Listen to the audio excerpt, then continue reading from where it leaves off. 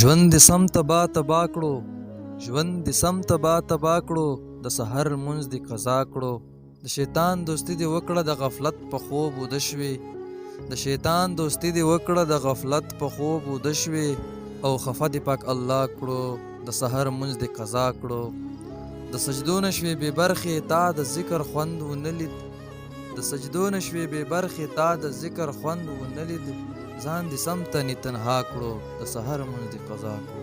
د ژوندون هره خوښي دې د غفلت په سیند لاهو کړه، د ژوندون هره خوښي دې د غفلت په سیند لاهو کړه، ځان لایق دې د سزا کړو، د سحر مونځ دې قضا کړو.